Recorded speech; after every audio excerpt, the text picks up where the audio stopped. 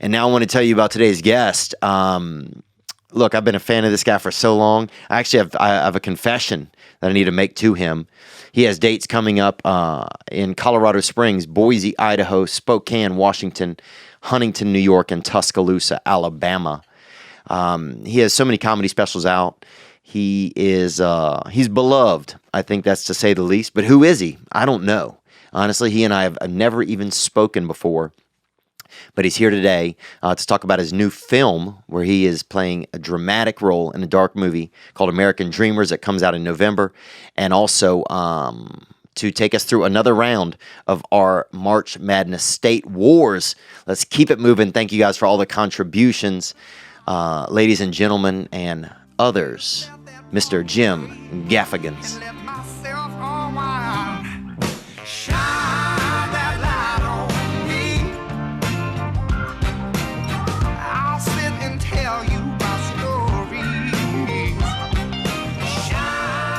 Jim Gaffy.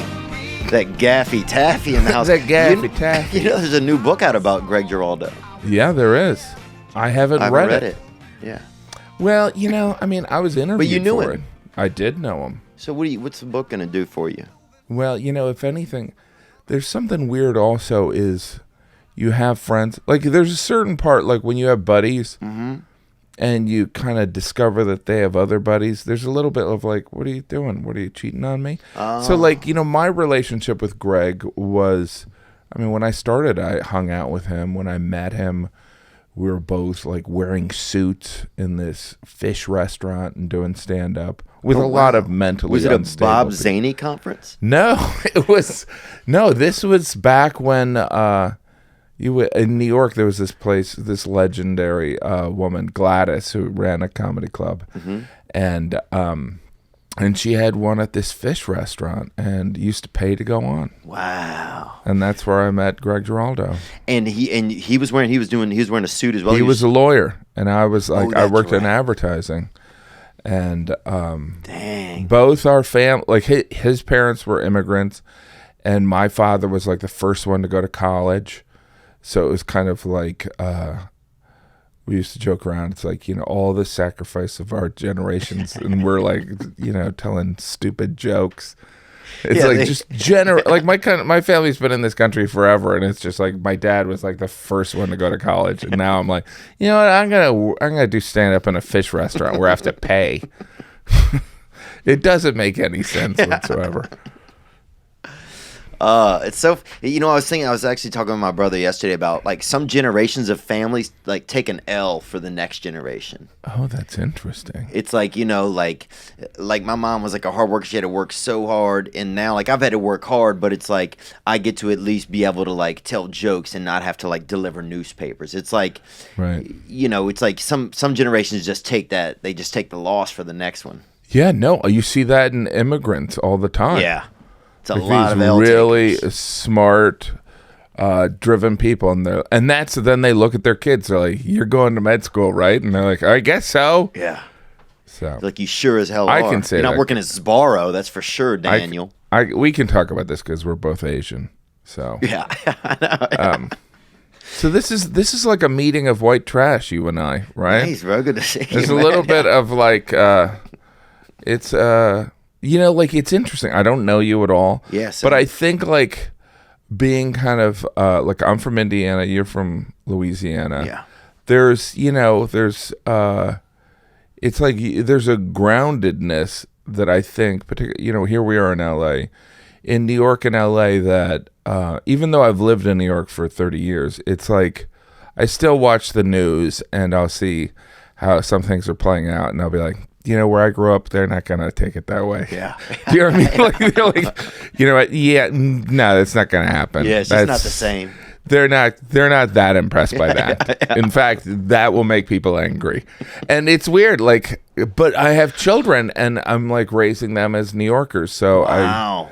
I'm going to stop the chain of trash, I guess. Wow. It's sad. It's called recycling. It's recycling, right? That's crazy, man. But who knows? Dude, see, one thing I noticed, like I was thinking the other day, like things you can do when you're poor and things you do, like poor people, like we would always burn stuff in the ditch, you know? and we would play this game called Dark Bandits. We would get water all over us or soda, and then we would jump through the smoke of the fire until it like covered our. And now, like some people were doing blackface. We weren't making it a racial thing. We were just jumping through the fire. We were like kind of like grayed out, Were you guys on drugs? You're just doing that, dude. I mean, no. We didn't even have adolescence in us. So this was pre-pubis, and we were just jumping through that. Because you just burn shit in the yard. Oh yeah, no, the burning of leaves. I remember that smell. Just burning anything. I remember there used to be a lot more possible dead bodies when I was growing up. Like I remember like walking home one time with my brother who was he still is a year older than me, and I was walking home with him, and we were like on the beach of Lake Michigan, and there was this hump, and we were like, what is that? And it was like a body. That's awesome. And so we started walking up, and then the body moved, and my brother ran off, just leaving me in the dust. Like I could have died. Yeah. I thought, and when you're like a 10-year-old boy, you're like, that's probably a zombie. Yeah. And my brother didn't care. And where'd he go?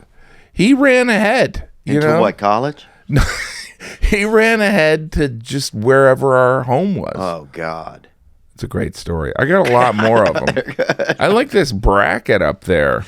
Well, look, it's funny you're here, man, because I think, especially like the way that times are now with the news thinking that most of America is, some ways, and just the disconnection that's out there a lot of times. I think so, yeah. That we're headed back towards state governments, which I would love to see, Oh, that's interesting. So we started this past weekend, State Wars, March Madness, a couple of... I can't see that far, but what does it say? So it would be state-on-state fights. It would be state-on-state battles, and so it's more battles, we say, because it's not, we're not trying to condone anybody running out of their house and, running We're just talking about it, planting the idea. Well, wouldn't it be great if 10 years from now, this is a reference point used on the very news we just talked about? These dangerous, creative people. Yeah. It is interesting that we even live in an age where, like, joking around about something like this, we have to consciously be like, we might get in trouble for this. Yeah. But all right, so these state rivalries, because I feel, growing up in, is that Indiana? Mm-hmm. Indiana's still in it. They're in this, and this is the Sweet 16 we're in right now, Nick? Yep. Okay. So wait a minute. So why would Indiana have a chance against Illinois? Well, that's what you and I are here to discuss. We're going to go through each game, and we're going to be each where we're at. And look, a lot of callers have come in. We've had 3 rounds so far. We had Joe Coy came in, did a round. Brian Callens did a round, and Nate Bargatze. All right. Who is your son? He is my son. Yeah. He is my son. So he's part of there should be like a union of trash comedians. You know what I mean? Or just regular comedians. Like, it's almost becoming, though, that like the outliers are becoming the disconnected people are starting to be. Like, I'm grateful at least I have a connection to humanity. Or one side. Like, I feel like I'm in that, like, I understand both sides of it. Right. No, I know what you're saying. What's weird is also I feel as though there is this groundswell of UFC and the fighting world of like you're in it too, and I feel like I don't know if I can get in that kind of shape. Yeah. Like there's just the fighters. They're like, what I like to do, fight, and I'm like, really? Do I have to do that? I mean, I'm kind of I'd probably feel more comfortable, doing that than reading poetry. But can I do neither? I could see you beat somebody. I could see you beat Greg Giraldo. Oh, I have a temper, but I don't have the energy.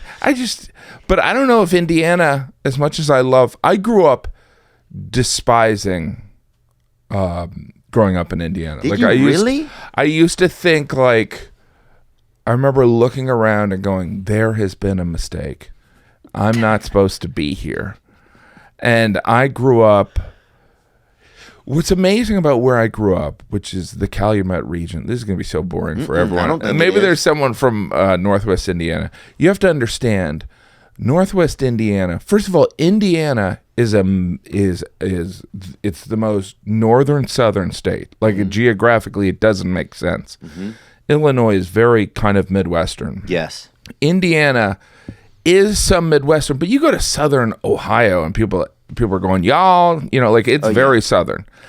And so Indiana is also a state that was, but Northwest Indiana, where I'm from, it's like the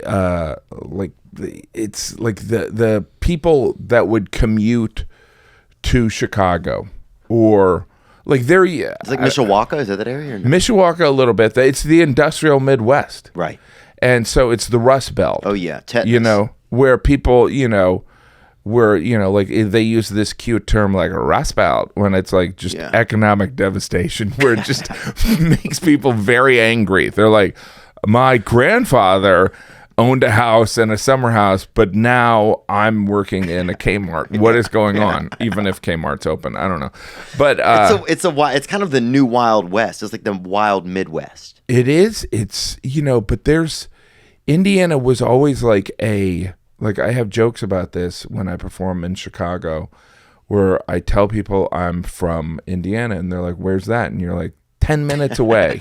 Like, it's right there. And people are like, oh, that's because people will drive through Indiana to go to vacation homes. It's the Palestine. It's basically it's kind of the white. It's like, it's Palestine. It's like Palestine. It is Palestine. And so I don't know, population wise, Indiana. Well, killer wise, Gary, and I don't know who he is, but this dude has killed apparently and he's got BO people this year. Does he? Oh, Gary, when I was growing up, I worked on the train station one summer. Really? Where they built the train station for the South Shore Railroad. I just got a job, a summer job because. And were you a condescending employee? I could see you being. No. I was going to college, and I had to kind of hide that I was going to college. I worked in a grocery store one summer, and then I worked, like in a steel mill, which is like there weren't many jobs. So like I was lucky. It was because my dad got me the job. Was it fun though? Like, was there some cool stuff about it? Because you said like you kind of didn't like it, but it seemed like to me there's nothing like I used to work on a farm, and there was nothing like going home after work, like because I actually fell asleep. I didn't sit there tired and pine over. And you'd also appreciate lunch. Oh, you're like lunch tomato, like mixing cement. I remember mixing cement next to a big like smelter, where they melt the metal. It was like so hot, and you're just like, what is going on here? People would heat up their lunch on like just benches because the benches would be so warm. They're like, I'm gonna melt the cheese in my sandwich. But this is like totally. I also don't want to be like, look, I did it for 2 months. I'm not like, right, but you did it. Yeah, but Indiana, it's there's something kind of really kind of like it's like in the 30s and the 40s. It still holds on to that stuff. I was a wrestler in high school, and before matches, people would say, Jesus has already decided who's won this match. Oh, wow. And like they would, afterwards they would try and save you. I was, Catholic, and they'd be like, papist. Not a lot of Catholics. In high school, in Northwest Indiana, because it was where farmland hit Rust Belt. So there was one weekend when I was in high school. And by the way, so Chicago is 20 minutes away. And I'd be like, let's go to Chicago. And everyone's like, nah, I don't want to pay for parking. And it's so like we'd stay. And but I remember one weekend I went to a party in a trailer home, and then the next night I sat on a bale of hay, and I was like looking at like the lights of Chicago, and I was like, why don't we go there? And they're like, nah, I don't want to go there. Yeah. But some of it, it's like, but you were talking about. I don't want to pay for parking. But that could be your whole, somebody that's their whole life they've said that probably. Yeah. But Gary, growing up, Gary was the murder capital. And there were always stories of like prom night, someone would get lost and get murdered. Yeah. Like that was also, I think that was like urban legend. That was also kind of like scaring the white kids. Like, don't go in there. Don't go in there. And when I was growing up, there were never even off ramps to identify that it was Gary. Oh, wow. That old trick. Because they didn't want people to say, you're in. And by the way, I worked there one summer, and there were great people. They were great people. I mean, it's like... Oh, yeah. Well, they had a guy that saw on the news who they tried to catch a bullet in his mouth and shot his own head off, actually. And this was like 2 weeks ago in Gary. There's a lot of murders there. A lot of crazy Nin- vaudeville. 1937, Gary was Time Magazine's most beautiful city in the world. Wow. Swear to God. Unbelievable, right? But it could be the comeback kid. That's the thing. It's like, what do you think happens to some of these cities like that were kind of like depleted by like the industrial revolution, kind of when everything has gone more tech and a lot of like, we started buying so many things cheaper abroad. Yeah. What do you think happens? I mean, look, we've seen, I'm older than you by 100 years. No. But I see that like when I was a little kid, Detroit was like a top 5 city. Yeah. It was like up there with, it wasn't Chicago, it wasn't New York, it wasn't LA, but it was Detroit. It was like the Black Singapore almost. And it was a real deal thing, and it's like it just went off a cliff. But even, my dad worked in a bank in Northwest Indiana, and he, was like, oh, it's coming back. It's coming back. And you're like, like I used to walk to like this one job, and I'm like, it's not coming back. Well, there's not, people have left. Yeah. And then, I don't know. I had this idea for a movie about a guy coming back to like save this. And I think like the Pete Buttigieg, I think he talks a little bit. It sounds very familiar, like being from the Rust Belt, kind of like this practicality of making sense about some of this stuff. But then again, it's not like South Bend is this miracle. Right. It's like if you've been to South Bend, it's a great city, but there's there. parts of it where you're like, whoa, Yes. what happened? Yeah. It's really bent. Yeah. I remember going to Mishawaka Funny Bone there back in the day, and some guy smoked cigars. One of the first guys I ever opened up for, and we had to share. It was like a comedy condo, and I said, I said, can you not smoke cigars inside? Because it was free. It was 5 below outside. Yeah. And he said, I'm gonna smoke them. And so the whole weekend, I was just sitting there just breathing cigar smoke. He probably smoked 40 cigars. But you know what I think? I think, like even hearing you talk about that, and that's also why I love comedians, is that you're thrust into these situations that I think most people construct their lives to make it easier. Yeah. And I think with comedians, you're kind of thrust into those comedy condo situations or just like brutal experiences. Yeah, Like, you want the weirdness. like I did a show in Poughkeepsie, which is not a bad town, but No, we were driving. It's coming back, right? No, we were driving through there. I was with some guy. He was driving, and we saw, and I was like, "Oh my God, there's a fight over there," and there was a fight between these 2 guys on the street. It was like, I don't know, it was June. I'm like, all right, I was like, that's weird. And then we were driving to the comedy club, and then I saw 2 women fighting. Oh yeah. And you're like, 2 fights, the same half hour. They weren't related. Yeah. They were just like, it's like, but that's what's going on. Yeah, people are living. That's what's going on. Like, there's just like, I don't know if it was a bad day for Poughkeepsie. And Poughkeepsie's a nice town. Look, that's it. But I love, like, sometimes I feel like out here in these coasts, man, you just get everything's so just weak. There's no chance of dying. There's no chance of like that a strong wind pulls a piece of sheet metal through your fucking cousin's neck. You know what I'm saying? There's no fucking glory. You know what I'm saying? Yeah. There's no chance that your buddy loses his life to a stray, piece of sheetrock on a job site today. There's no It's weird because it's harumph. It's kind of even when you come, it's like, or you ejaculate, your body's like, the semen comes and kind of looks out and sometimes goes back. Come. That's why you're saying that. I mean, no, I have seen drawings of it. Yeah, well, ta-da.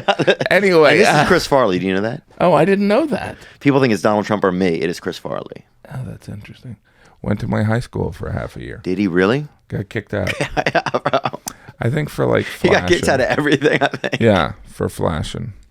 Where was I the other day? And somebody said he went to the bathroom. It was like at a dinner function, and he came back completely naked to his chair. But what's weird is when I was, when I first moved to New York, I would go back home and people would be like, "How'd you get that?" And or they would be like, that's a bad idea. And like there was like when I first moved to New York, I was like, what am I doing? And now New York is not. Now it's inverted. It's like New York is safer than Poughkeepsie. Yeah. Do you know what I mean? Like there's been this inversion. Oh yeah. Like and LA, the story was like people showing up, getting off the bus, and then they're a prostitute. You know what I mean? Yeah. It's like you got to be careful. You got to be male to do that now. You know what I mean? It used to be at least female. Right. Now you got to be a young male. We got to keep this guy in the office. Gianni, he's handsome. Yeah, he's doing a lot of hockey. Yeah, I know. That's what they call it, these boys nowadays. That's what they call it now. Like, oh, you're a little lean to be So do playing we hockey. decide which state wins? Yep, we're going to decide, Jim, and a lot of our audience has decided too. I watched half of your new movie. I want to talk about that real all right, quick. good. Yeah, thank you. Congratulations, Thank man. you. It's fun stuff. Did you know, first of all, I had two questions. One, where was it shot? That was shot in Norfolk. And if it's the one where I'm like the Uber driver, Yes. right? Yeah. American Dreamer. Yeah. And that's coming out when? I think in November, but that's one of those where, it gets pretty dark at the end. I've only seen half, and I don't want to know. Yeah. No, it's good. It's one of those, because, I love acting, but you'll do some stuff and you'll see it, the finished product, and you're like, oh, no, okay. Because it's hard. And it's hard also as a comedian because we have so much. When you go on stage, you live or die by what you do. Right. And, but yeah, no, it's fun doing the acting thing. I mean, Norfolk's no joke. It opens September 20th, by the way. September 20th. Norfolk is definitely no joke. I was in a nightclub there with Anthony Anderson at 2 a.m. and that place was going off, dude. I mean, it was like little Zaire up in there. Wow. And he ordered some fish fillets, and they got delivered over the top of the crowd. There was like 300 people, maybe 600 people dancing, and an order of fish fillets, fried catfish fillets, came over the crowd. Wait a minute. So what were you doing with Anthony? What were you doing there? We were doing a charity show. This guy, I can't remember his Pharrell? name. Yeah, I know. Dude, I met Pharrell once. He has ashy hands. Well, it's a good detail. Yeah. Is he, but because he's from there, there's a lot of like musicians from there, I think. Timbaland. Yeah. Yeah. Pharrell, yeah, he had very rough hands. Like he could DJ a chess set out of a piece of wood. You know Yeah. what I'm saying? He He could could- remix he's got very he might have a little bit of reptile in him. Right. Maybe. But anyway, yeah, I love his hits, and yeah. But anyway, me and Anthony Anderson ordered some fish in this beautiful nightclub, and It was fun. It was fun. Yeah, we're doing a charity show down there Oh, that's cool. with me and him and Gary Owen, the White very Cat good. Williams, they call him. Yeah. So He's like as pale as me. oh, dude, no, he's way past you. He is? Oh, bro, he is. Am yeah. I like Italian? Yeah, it's him. Oh, I yeah. always wanted to be Italian. Or maybe Hispanic. I'd like to be Hispanic. Oh, you're the Spanish Gary Owens. I'm the Spanish Gary Owens. But no, I want to know a little bit more on the set. What's like the number one thing you've learned about acting that you didn't maybe expect? Is that so much of it is just not acting. It's like, it sounds so corny, but it is just like being, just being authentic, which is the same as stand-up. It's like, stand-up, you tell a story for the 50th time. You have to be authentic in how you tell it and understand those points. And so, I mean, they're very different skill sets, but, it's acting's really fun. It's fun, particularly if you're like in that movie, I start off one way and I end up completely different. And the movie's saying about a lot of different things, and you can identify with the frustration, because I think comedians eat so much shit that when someone's going through it, we can kind of identify with it. That's interesting. Yeah. Yeah, you are a reader of that sometimes. Like, even when I'm on stage, I'll notice when I'm looking over to the crowd, like, yes, I'm entertaining them, but sometimes I'll go into a mode, even against my own desire, where I'm kind of, I guess, in auto mode at some moments, but you can tell what's going on with almost everybody in the crowd, I feel like. Oh, it's fascinating. Like, this person's upset, this relationship's not going to work out, they're on the second Yeah. date, they're trying, something's sad, something's made her very sad. Yeah, do you feel that? No, I like I have this inside voice where I sometimes talk for people in the audience, and some of it is also you can interpret stuff that's not necessarily there. Yeah. I don't know about you, but like I think that a lot of comedians have like you got to read situations. Like even when like a comedian gets off and tells another comedian they're decent, it's like that's important information. Agreed. Or they're really fun. And if that real fun for that comedian, sometimes that means they're horrible. They're really fun for you. Oh shit, I'm gonna hate them. Do you know what I mean? So yeah, like if Neil Brennan says they're a little wild, then I know it's gonna be a blast for me. No, it's different things. Like it's, but so yeah, there's, I don't know. It's all. I see a map of. Is that Wisconsin? Oh yeah. Yeah, there you go. Mm-hmm. Yeah, he's a Wisconsinite. Nick was. He was a premature baby, and look how far he's come now, and he's come a long way. Very long. Very. Oh yeah. What were we talking about before? I'm like, it's like this is so fun. It's like I just kind of go off on tangents. Yeah, it doesn't matter. That's the best thing about this job is that we don't really know sometimes what we're doing. Oh, here's what I was gonna say when we were talking about struggles of like kind of eating shit. Like I was talking to my 13-year-old son. Can you believe it? I have a 13-year-old. I know I was like a child bride, and but and he more or less communicated to me like, oh, well, you get everything works out for you. Like he doesn't realize that, like before we started, you're like, I didn't know I'd be doing a podcast. Like you don't know. It's like, like there's a lot of failure and a lot of awkwardness that I think that, so I don't know how I'm trying to communicate that to my children. Like you gotta fall on your face a lot. Now, to find something you like. Do you start to worry that your children are going to be the kind of? I worry that one day I will have children that are the kids that I didn't like growing up because my financial means will change in my lifetime. Yeah, what's that been like? I'm not. No, I mean I'm definitely conscious of it. But my wife is very much of the opinion like we're not going to raise douchebags, right? But and we're a very sarcastic household, and we're like humor's important and sarcasm helps. Threatening, it's good. It's like sometimes a 6-year-old doesn't get it, but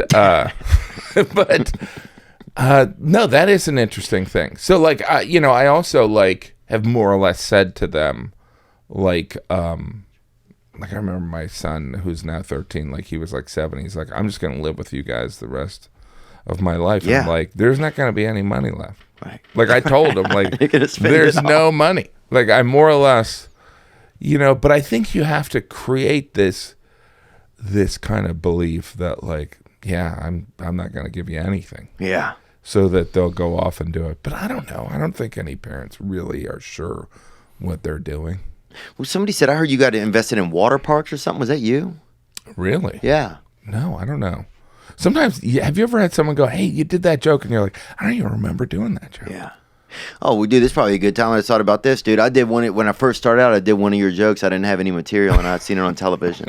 And I want to apologize, honestly. What joke was it? I mean, it was your Hot Pockets joke, and I did it at a college. That's all right. And I'm sorry, man. And also did some of, while I'm at it, I also did some of Cedric the Entertainer's material. And yours did better. I will say that.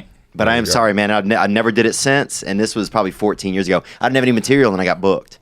Yeah, and how long had you were doing great. You were doing good. So I just. How long had you been doing it? Probably maybe 9 months. I bought a booth at NACA and sold a bill of goods that I couldn't back up. Oh. But I remember doing it, man, and it felt good too.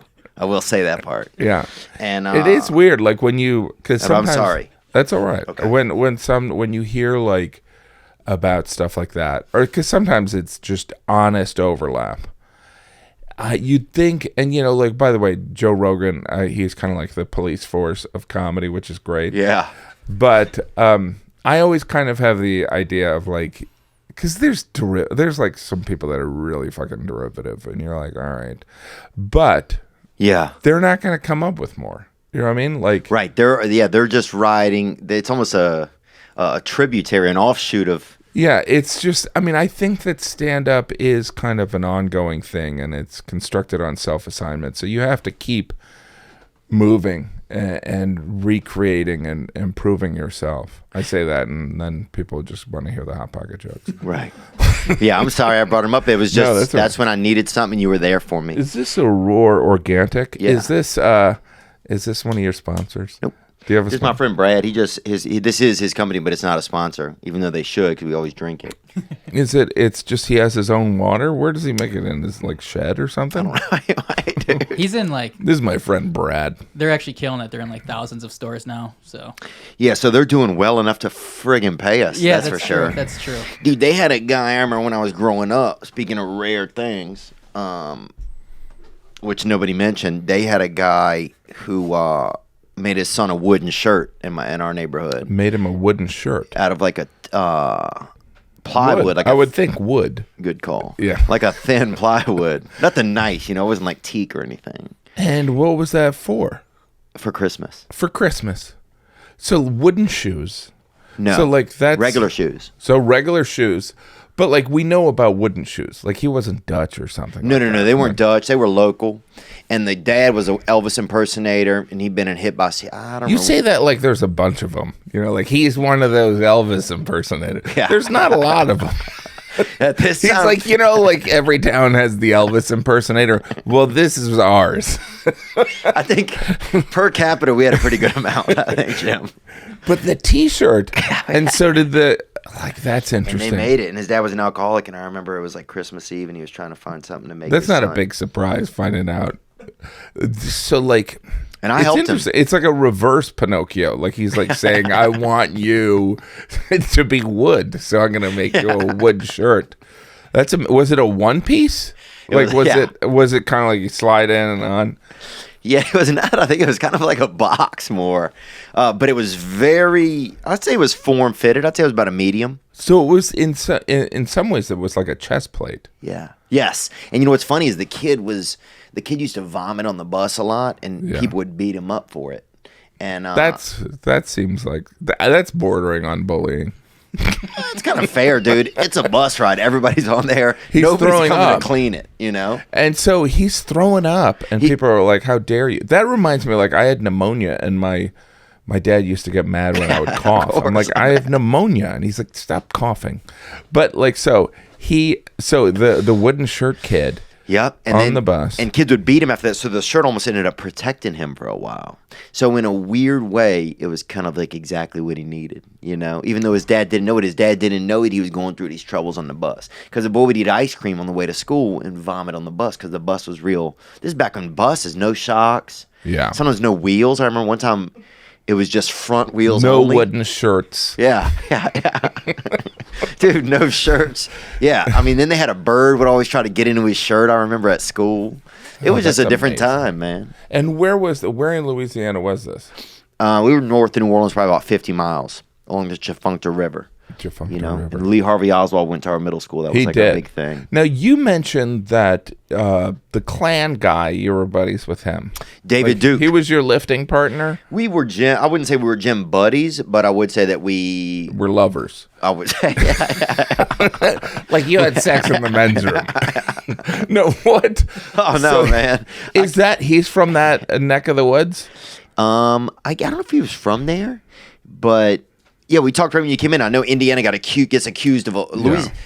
You got the Ku Klux Klan started in Indiana, but we kind of polished I it up. think it's Murfreesboro, Tennessee. Oh, really? Yeah. If Passing- you were a real racist, you would know this. No, but Passing the old buck, dude. No, I think it is Murfreesboro. But I remember hearing stories that Indiana, the governor used to be picked by the Klan. Yeah. By the way, obviously I'm against hatred of any kind. No, but like the thing is like, it is weird that there is like these hate group was so acceptable that they're like, those Klan guys will pick. Yeah, let them pick. It just seems so absurd. It seems so absurd. Like just 2 generations ago, they're like, the Klan, you got to win over the Klan so you could get to be governor. Yeah. Insane. Yeah, just different times, man, you know? And now anybody can be a politician, which I think is awesome, man. Yeah, I think fascinating. we're 2 elections away from having like a pet or something cool. Right, like just a dog president? Some digital president, a Tamagotchi. Oh, that's interesting. Like one of those things that moves. Like I was in Korea in the airport, and there was this thing going around a computer. Like, do you want assistance? Like that could be our president. That would be amazing. Or we're heading back to state governments. State governments. You think so? I think so. It's just well, by the way, it was only World War I when Americans kind of gathered around the idea of being American. Before it was very much states. Well, people are losing a little bit of that spirit. Like even, I went to the UFC fight this weekend in Atlanta. I'd never been, right? And I mean, I was right there. I mean, catching. If anybody had AIDS, I have it, you know? Jealous. And I don't mean that. I just mean now I have it. Right. You know, or it'll show up. I mean, were you like sitting there like, ah? Probably. I was pretty excited. You're like, ah. Well, yeah, when I'm excited, dude, I'm like at a guy at like a McDonald's. And so you love was seeing the fight in person, like you've done that before? Never. So did it transform, like you're like, oh, I understand it. Is it like something so incredibly primal that is... It's brave. I found it to be brave. Right. I didn't find it like these are idiot men that are fighting. There's me at the fights right there. That made it to air on the broadcast. Oh, wow. And my friend, and a guy who was a guest on here, one of our first guests actually won. So he won the belt the other night. And oh my gosh! And it was amazing to see. Did he win for his weight class? He won for his weight class. Now I sound like a girl. Did he win for like his fighting thing? Did he punch someone? No, and so he won it, man. Is it just one? Is there one organization? It's so weird how like boxing is just. It's not as exciting. Yeah, it's not. They're like, I need some kicks. Yeah, right. I need kicks, or we have the cage element, so that changes it. Boxer, you can go through the ropes if you want. You know, like nobody does, but there's like no getting out. There's no getting out. No, there's just pounding people. What is the age, like where you're like, you got to pack it in?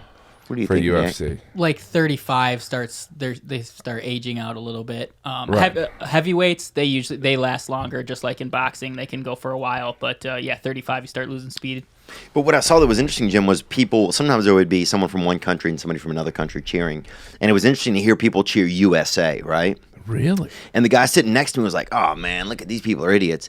And I was thinking, if an American guy was in their country, you don't think all those people are going to be being like, "Oh, let's welcome the American guy"? No, they would. The fans would be cheering for their countrymen. So was it an American versus a foreigner? It was an American versus. There was a bunch of different scenarios. Oh, there's different scenarios. Yeah, tons. There was like America versus Brazil. There was America versus Russia, Poland. But sometimes the USA chant would go out, and it was just interesting to see. But you always rooted for the white guy. You know what? I went. It's funny because I thought about that a couple times. Am I? I cheered for Gastelum, the Mexican guy. Who was built like you or me at the beach, bro, when we were 16. And I couldn't believe it. And he was fighting the tallest, leanest Nigerian man you've ever seen. And they just destroy each other. Like, is some of the appeal like someone could die? Is that some of the appeal? Yeah, there was a couple shots where if one of them would have hit the other one, it would have been like, that's not a liver. Nobody's living through that. Right. This guy on the right, he wore swim trunks, and he fought that guy on the left, who was way taller than him. And how much do these guys make for this fight? Because like what I got paid for fighting. But like these guys are... They probably get paid $100,000 for the fight. $100,000. $200,000 maybe? Yeah, the top tier guys get like $200,000. The champions get like $500,000.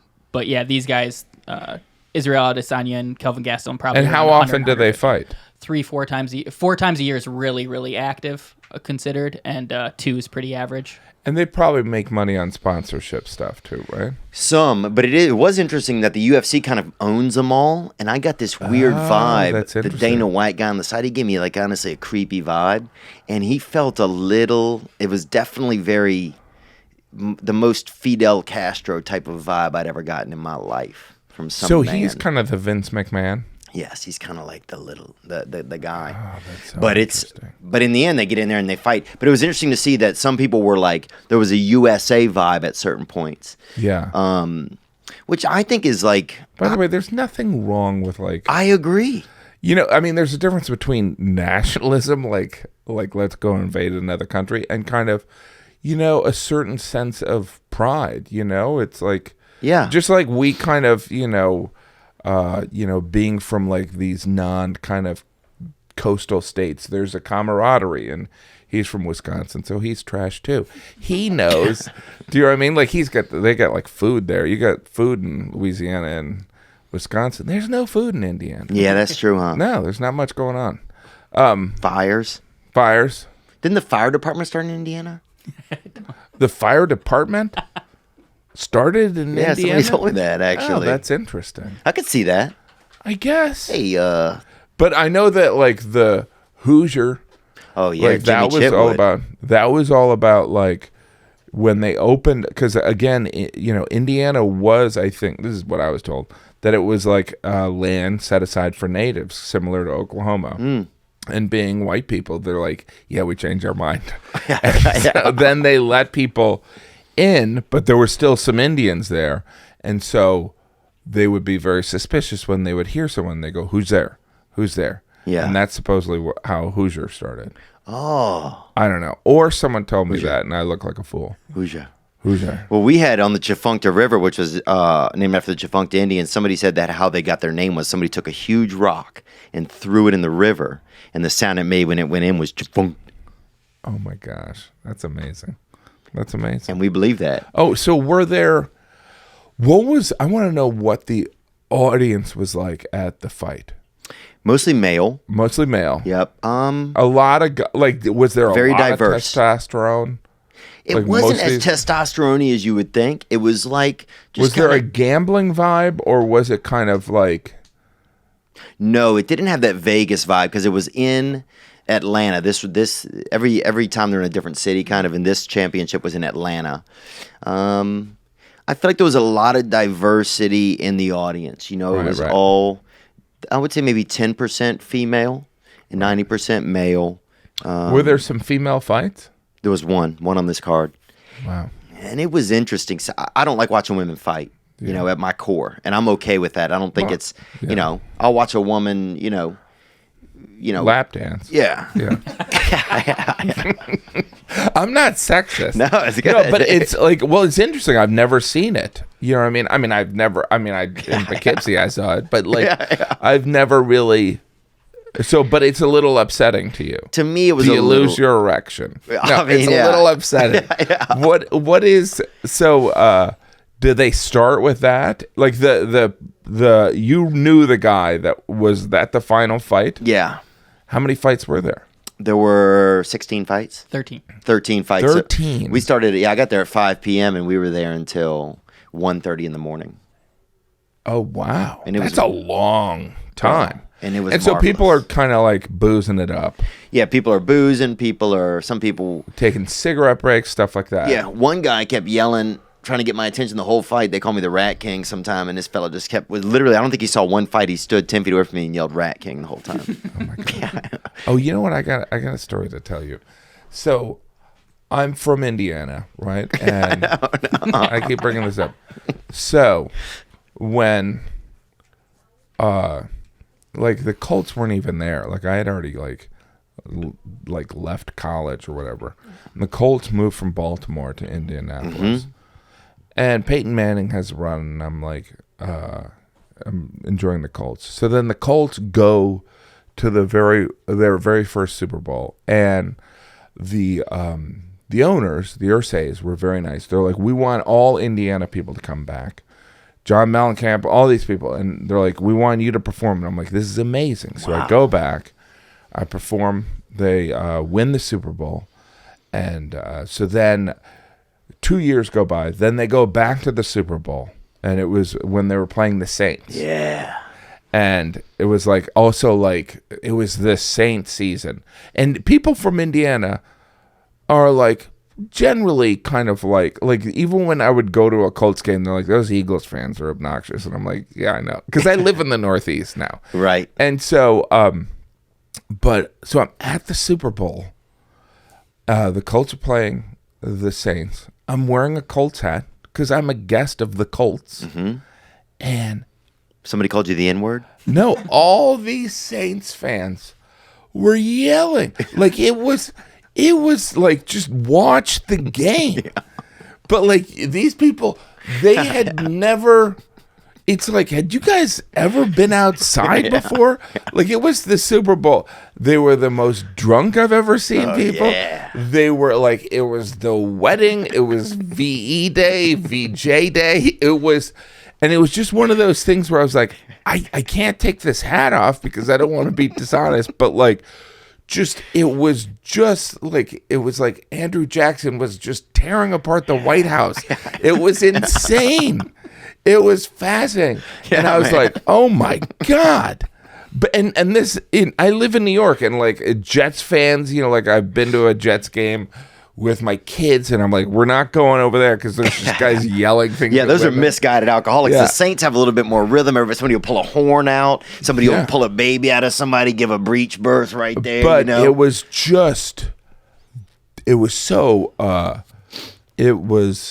so primitive, and it was so important to them. And I was like, it's a game, you guys. And they're like, no, man. This is like all they're we got, like, man. this is the one thing I'm doing my entire life.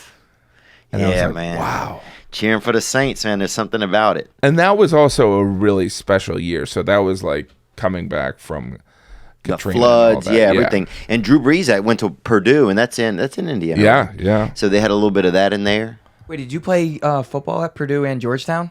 I did, but I'm not like, barely. I'm not a huge athlete. Was the league segregated then? The league? What do you mean the league? You mean like... You played? What? I didn't grow up in the 60s. Wait a minute. Did they have leather helmets? Wait, you're not Jim Crow? Who do we have here today? So, like, Sorry. when you were playing, did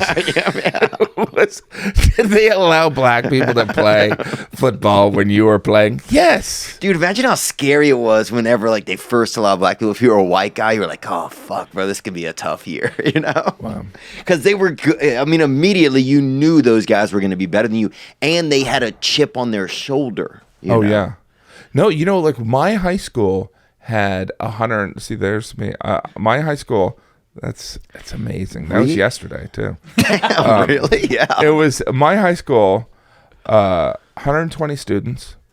The year before, we went undefeated. Like, we would beat schools that had like 3,000 students.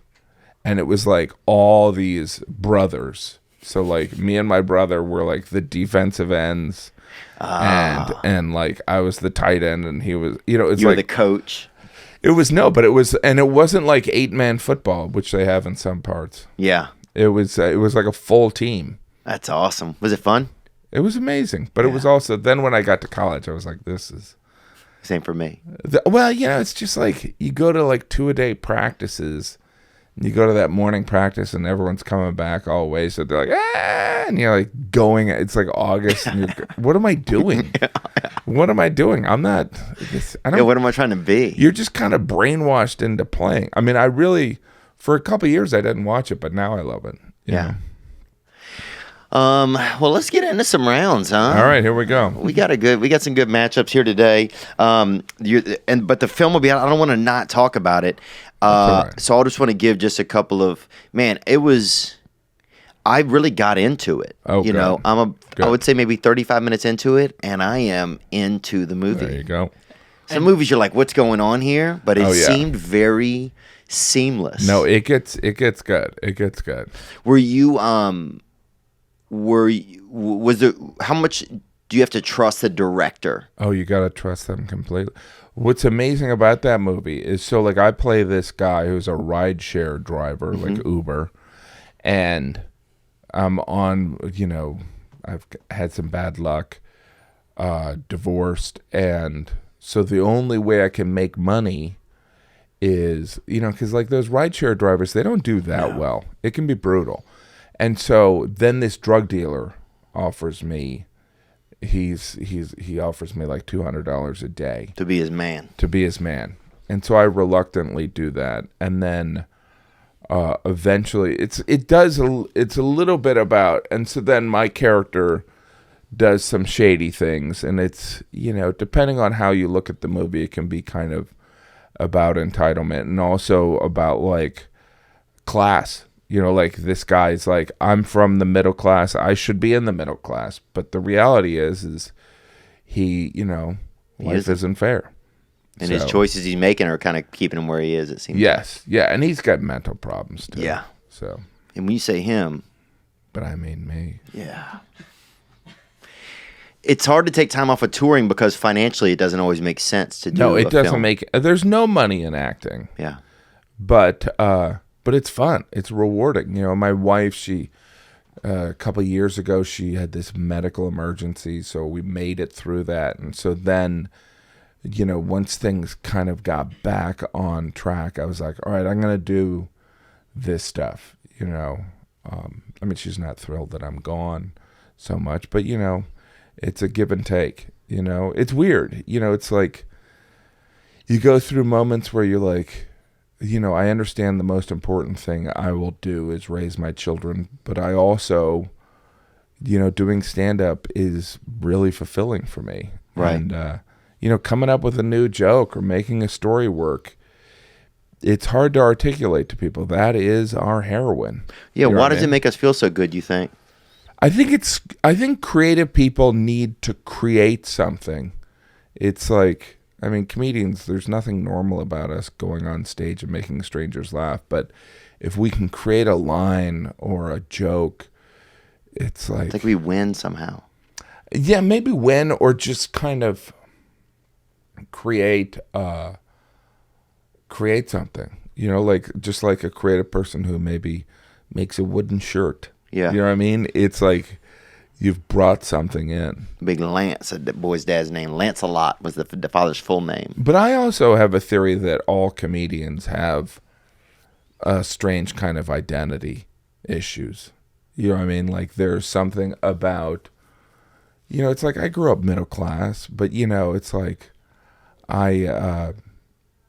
there's like, I romanticize the, like you see guys on Long Island or you see people, you see it in LA all the time. People are like, oh, that's the most LA person ever. And you find out they're from Omaha. Yeah. Do you know what I mean? But I think that like creative people are kind of like finding an identity. Like growing up as this kind of pale, awkward kid, I just was looking for an adjective before pale. So it's funny, pale kid. You know what I mean? So, but I think comedians there's also kind of like the gamble behind it. It's like, why do we go on stage? Like there's no guarantees. I could really relate it to the fighters the other night in a lot of ways. Yeah. Oh, interesting. Because they worked so hard. My buddy was waiting 6 months to get this fight, and so just pining over this one kind of moment, and then not knowing if he doesn't win it, then he's still a fighter and he's still a great fighter, but the accolade isn't there. And there's focusing on that prize too, right? Yeah. And there's a self-destructive streak in everyone. Yeah. I feel that sometimes too. I feel that a lot sometimes. You're like, what are we doing? Yeah. Why are we doing this? And we can see it in our friends. We just can't see it in ourselves. You're like, you see a friend, you're like, what the like, by the way, we started off talking about Greg Giraldo. Greg Giraldo was, he got a scholarship to go to a private school in New York City.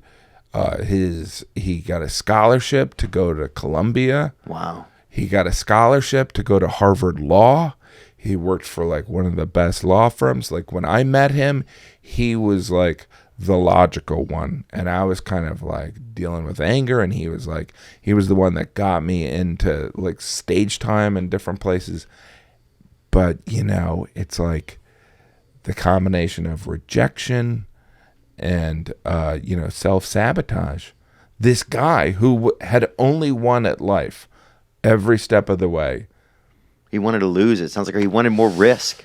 Well, I think it's you know, I have my own theory. I think it's like the thing about comedians is like we've eaten so much shit, and that can make us kind of very temperamental, but you have to have an appetite for it. Whereas like people that have skated through life and everything works, you know, like they get into the college they wanted to, they get their job they want, they get the girl they wanted. I think, and then when they deal with disappointment, they're less prepared for it. I don't know. This is just my theory. Whereas like, I think you have to have not an appetite for failure, but kind of like, oh yeah. Do you know what I mean? Like when you you don't go mind up, having some on your plate. yeah, you know, you go up, you're like, this is really funny. I'm going to try this. And it doesn't work. You're like, oh yeah, I remember what that tastes like. Do you know what I mean? Or like you say something wrong and it just sounds sexist. And you're like, that's not what I meant, but all right, I'll take the pain. Yeah. Because you know what? That's not what I meant, but you know. Yeah, there is something I do get a value out of disruption somehow. Yeah. Yeah. Whether the disruption is positive or negative, there's a reward. I just realized that in disruption, like in some disruption. It's so funny because I don't know I remember because I'm on Instagram and Twitter and I'm always posting shows and stuff like that. And then, you know, like the comedians were like this brotherhood and sisterhood. So, you know, some people now we're buddies. Right. And so this was another comedian. He's like, why are you touring all the time? I'm like, I just try to get my dad to say he likes me. You know what I mean? It's just like, I don't know. Maybe it's that. Do you know what I mean? Who knows? It's Right. not like, you know, I don't think my dad disliked me, but it's like, you know, Right, there's, like, what there's is- plenty of work to be done. Like, what are you seeking? Yeah, what is this? What is it? Yeah, I don't know. By the way, you know, people hated this movie Mother, but I love that movie Mother. I haven't seen it. It's Is it your Darren film? Aronofsky. No. And it's about this guy and how creative insatiability and narcissism are just tied together. And people hate the movie, but I watched it and I was like, oh my God. You could relate to it, you think, in some way? Yeah, I think so. Because it's I like, could imagine that. I mean, I could imagine that I could. didn't you intellectually think, all right, you know, like you've got this incredibly successful podcast. Why do you need more? Right. Why do you need more? You know, you've got a good life, but you know, you're kind of like, I got this. I'm curious, I think. You know, I'm curious. And, but yeah, I wonder how much of it, what hidden narcissisms are inside of myself that I can't find. I think about that a lot. Do you feel narcissistic? Oh, I know that there's some of that there, but yeah, you know, I'm older. I've done a lot of this is even narcissistic, but I've done some work. So like, I know some of the, you know, I know some of the insanity. I know some of the narcissism. But I almost feel like being a parent is kind of like that strips a lot of that away. It's like you have to, like when you hear a baby crying, you have to like get up and do something. Yeah. Or make your wife do it. You know Yeah. what I mean? Jim, that's not funny. Oh, I thought it was really good. I thought it was really good, and it's okay, man. The pendulum's swinging back where people are starting to understand that jokes are jokes. I think so. Oh, so quickly too, and with a fucking beautiful vengeance, man. Even when I have a show called The King and the Sting too, and it's not my show. I'm part of a show that's called The King and the Sting, and it's a little bit more just guy humor kind of. Yeah. And a lot of our fans are women, and they love it. You know. Yeah, it's about intention too, right? Yeah, and people are recognizing that so quickly. People are going away from like, you know, just the links and the clickbait. You know, it's just it's almost run its course, which in some ways I think is kind of a beautiful thing. You know, I hope you're right because it's interesting because my stand up is not, you know, people are like, oh, you don't talk about politics or you don't do super filthy jokes, but some of it is, it's not that I don't enjoy those. Right. It just doesn't come out. Like I think comedians they get a lot of credit and criticism for the stand-up they would do anyway. Mm-hmm. Like you're a great storyteller and you're like, but that's what you do. Do you know what I mean? Right. So that's it's a good like, point. people are like, oh my gosh, you do thank God you do food jokes. I'm like, look, if I could write jokes about other stuff, and I have, but like there is something of like, like the whole joke I always say is when people are like, I love the fact that you don't curse in your stand-up. I'm like, well, Jesus won't let me. Yeah. You know what I mean? It's like, it's not as if I don't curse in everyday life, but it's also what it's like. For me, I find I become an instrument, and it's like, what way do I like to play this instrument the best that I am, or what way do I'm still learning a lot about whatever instrument I am, but there's ways that I know that I like to play it the best, that it feels the most comfortable when I'm on stage, and I feel like I can get a reaction out of people that is a reaction that I want to get out of them. Like, I used to go for a little bit more edgy, and I was trying to prove something to myself, but now I really want to play the instrument the best I can. I want to take care of my instrument, and I want to play it for people the best way that gets the best reaction. Sometimes I'm telling jokes that I don't maybe really want to tell that much, but I know that they're going to like it. Yeah. Well, I think stand-up is such a self-assignment too. It's like there's no boss that says, now you should do this or that. Like there's jokes that I've done where, now do the juggling, No. Well, there's jokes where I have this joke about That's McDonald's, which was all about figuring out a way, because I was so kind of angry about how there was this judgment, like mainstream. Oh, that's so mainstream. Like, why is that bad? It's not. Do you know what I mean? Like, why is... it's like someone eating McDonald's. That's not the end of the world. That's, you know what I mean?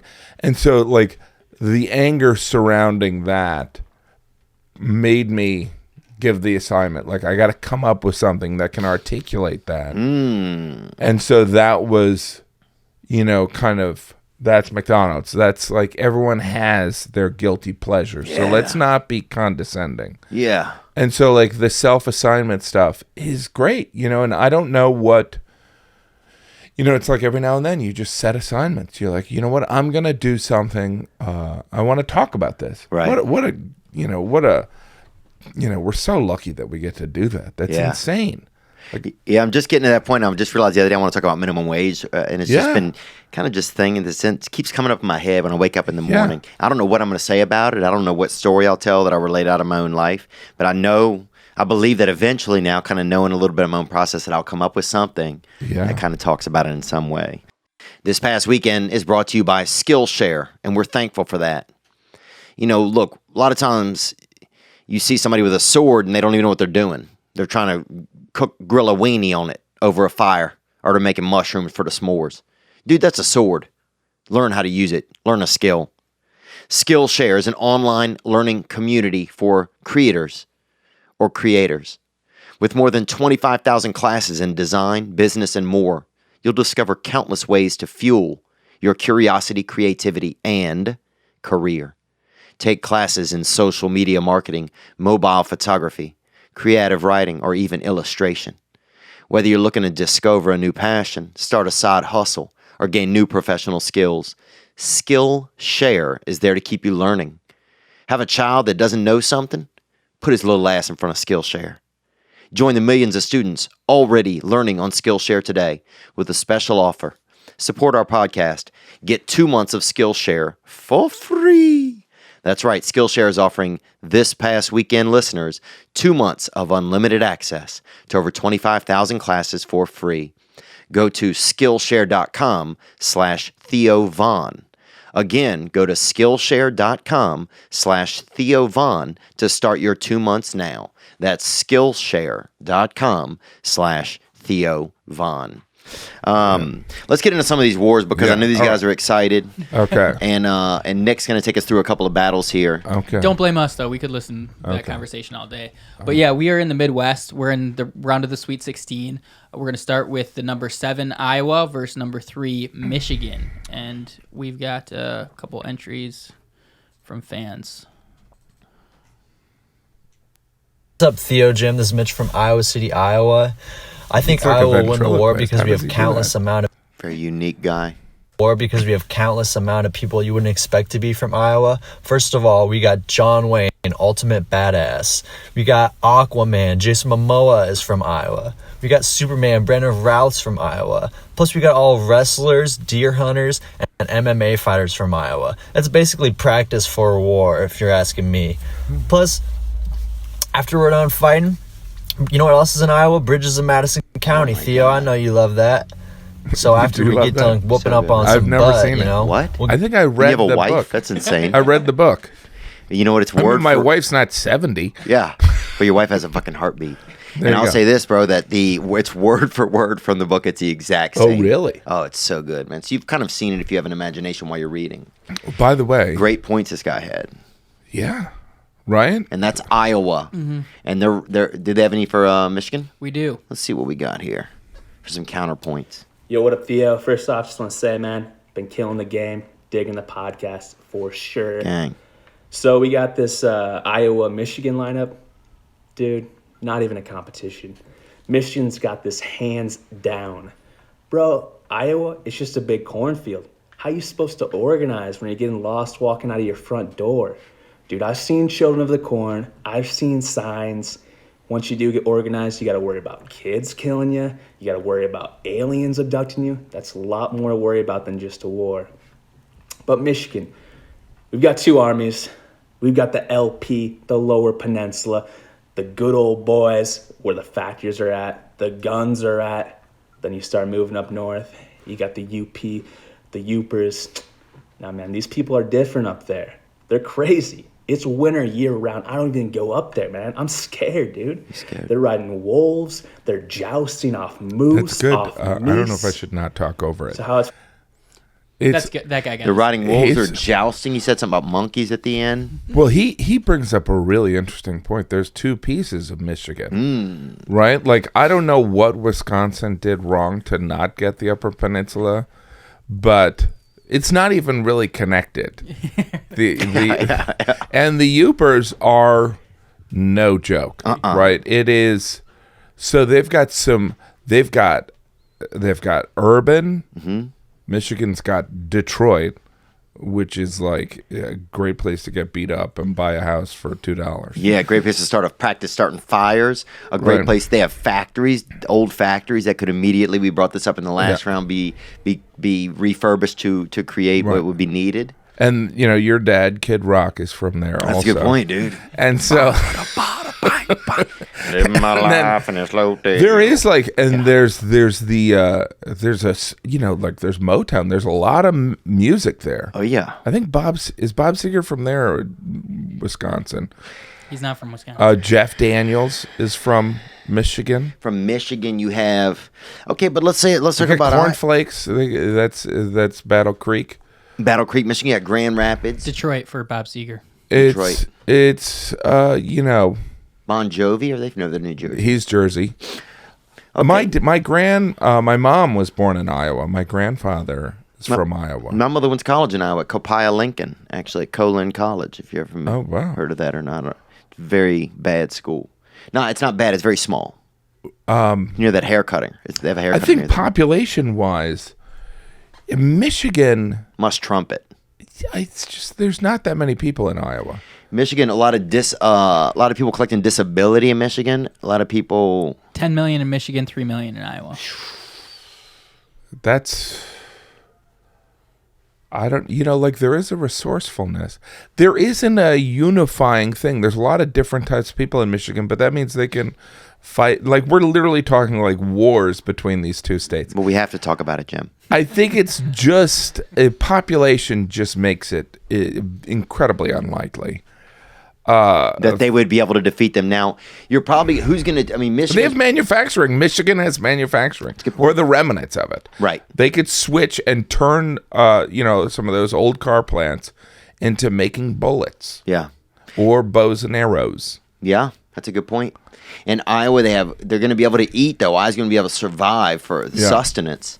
But I think, out of necessity with the weapons, when Michigan comes down, Yeah. I think I would go Michigan on this. What do you guys think?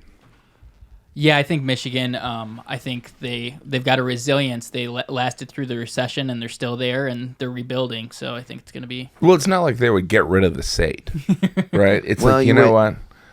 You guys have to be Northern Ohio now. Canada could have taken it. Oh, Michigan. Michigan, 71% of our listeners voted. How many votes do we have, Nick? It was 9,500, but that was only half a day. So That's pretty impressive. Wow, yeah. I would say that Iowa, very impressive state. Very impressive. There's great people. I mean, you have a lot of unity. But there's also like this hard scrabble kind of, it's like they're still towns. Do you know what I mean? Like there's towns and Cedar Rapids I've been to. I've been all around. Dubuque is awesome. There's just they're tough people. Yeah, well, he said that gentleman said they got wrestlers up there. They have corn Iowa's snakes. got great wrestlers. Syrup. Iowa and Oklahoma, great wrestlers. Syrup. I don't know if they have syrup. Corn. They got syrup there. They got syrup. They got corn syrup. You know what Iowa has is Iowa's big on pork. Yep. A lot of pork. Pork bellies. Did the Iowa Fair, open for a NASCAR. There was a NASCAR driver wasn't there. Open for just the car. They'd stand up and they pushed it out. Again, I talked about stand up, and people were more excited about the car. John Reef has a good joke. He was at a Holiday Inn or somewhere after a show, right after he was on.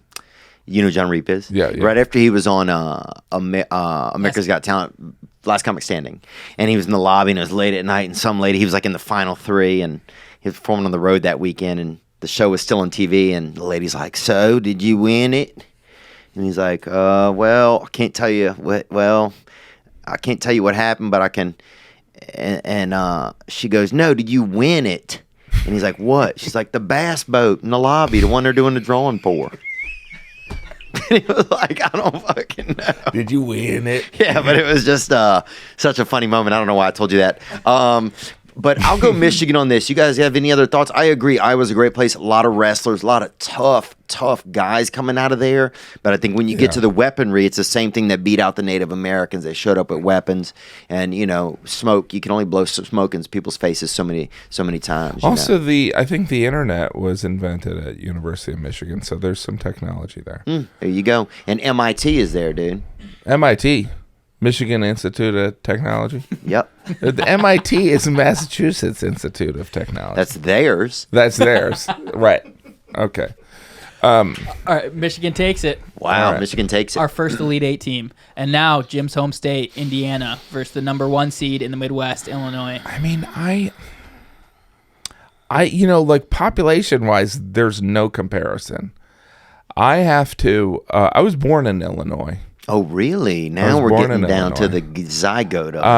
Where were you conceived, though? That's what I want to know. Oh, yeah. I don't know. Where were you busted Probably at, Illinois. I was Where in the only Illinois? one of my... Kewanee, Peoria? It was Elgin, Illinois.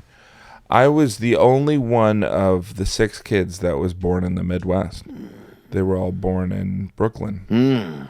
I would say it's got to be... I mean, first of all... just the amount of guns in Chicago. Yeah. Right? All right, but here, we should see what these guys have. Here's your buddy. Hey, Theo, it's Alex from Indiana, weighing in on Indiana versus Illinois. Amen. Indiana would definitely kick their ass. We have Peyton Manning to lead us to victory. We have Purdue University, one of the best public schools in the country, pumping out engineers, new vehicles, new weapons. We have all the stupid kids from Indiana University. They'll just follow any orders we give them. Plus, we have Gary. Okay, bye. Okay, and that's true. And Bloomington, Indiana is like that. It's like where a lot of kids go because they didn't make it into an Ivy League school and their parents sent them there and pretend it is. Interesting. There's a lot of creative. Like, I went to Purdue for a year, and Purdue was like, if you were like, I don't want my daughter to get pregnant, I'll send her to Purdue. Yeah, but Purdue, they called it. It was an engineering school, too. But that's a good point. A lot of engineers, some good points there. It's interesting because when I was growing up in Indiana, there was a lot of not self-hatred, but like, we're Indiana, sorry. It was like, it was not the state pride that was displayed there. It was much more of, you travel around and sometimes people are like, thank you for coming here. Yeah. And there's some places where they never think of that. Right. Do you know what I mean? Like Northern California, they're like, you're lucky to be here. Do you know what I mean? Whereas like, but Indiana was like, yeah, we're Indiana. Like when I was a teenager, like me and my friends were like, we got to get out of it. Now I love Indiana. Yeah. But it'll be interesting to see what this Illinois guy says. Yeah, because I really love the Midwest, and I feel like there's a lot of pride there these days. Maybe. Yeah. Maybe it's changing. What's this guy got?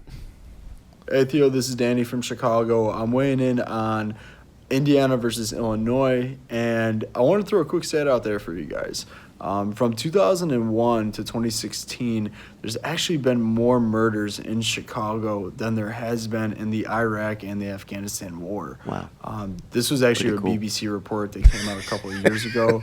And I don't honestly, know if it's cool. If you think about that, we're not only going to take Indiana, but we're also going to take the entire bracket. Yeah. So I got Illinois in this one and running off with the entire bracket.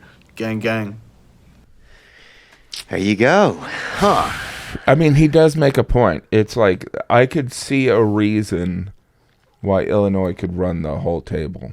But are those gangbang? Because a lot of land. Look, let's be realistic about Chicago. A lot of their murdering, it's not all over the city. It's in a couple of areas. It's very, I don't even say quarantine, but it really is. Like even when I'm there, people say, "Look, Chicago's a safe place to be." There's a couple, like there's a a half quarter mile or something square that's very dangerous.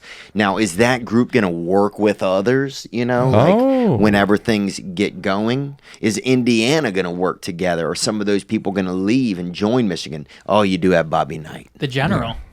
Yeah. He could lead the troops. He's originally from Ohio, but I think that Crimson runs deep.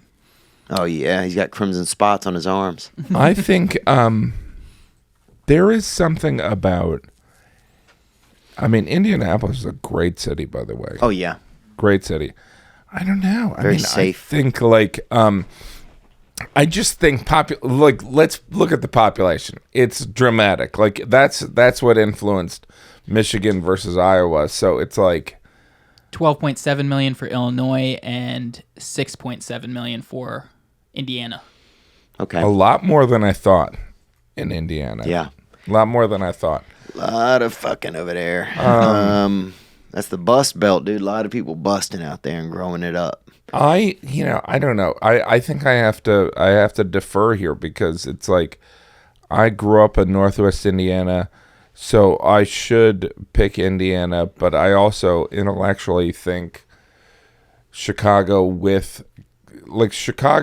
I mean, Illinois is like, it's, by the way, that is some Midwest stuff. Oh, yeah. Do you know what I mean? Like, you go to, like, Western Illinois goes on forever. Oh, yeah. Do you know what I mean? You're like, we're still in Illinois?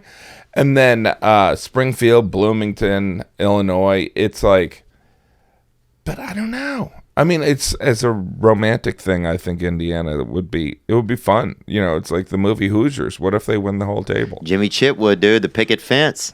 You know what I'm saying? Something could happen. Let's go up there to Twink Nation. Let's get Gianni. What do you think, brother? I love an underdog, so I'm gonna go with Indiana. Wow. Mm-hmm. And I've been in Indiana and Illinois, and I liked Indiana better. Oh my God. I think Indiana, even though Illinois has 4 million more people, Indiana, they seem to, you said they didn't have pride back in the day. Since their basketball team's been good, they seem like they're always on the same page. They have Assembly Hall, so they can all assemble there.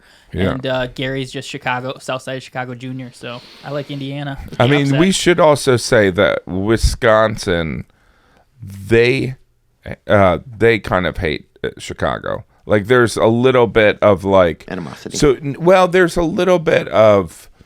the younger brother thing. By the way, you even go to Minneapolis and they're like, we know we're not Chicago. I'm like, you don't have to be Chicago. Yeah. You're Minneapolis. You're a great city. Madison's a great city.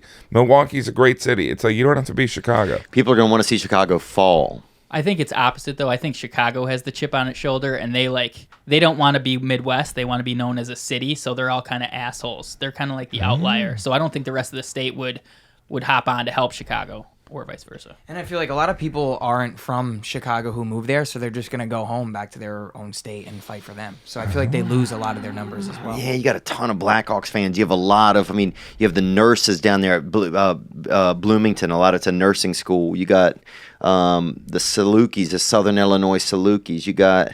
By the way, the Blackhawks, that was actually an Iowa thing. Blackhawk, the Indian general, was from Iowa. And he went. He went to Iowa. Oh, he went to Chicago. He went to Chicago. He went to Chicago.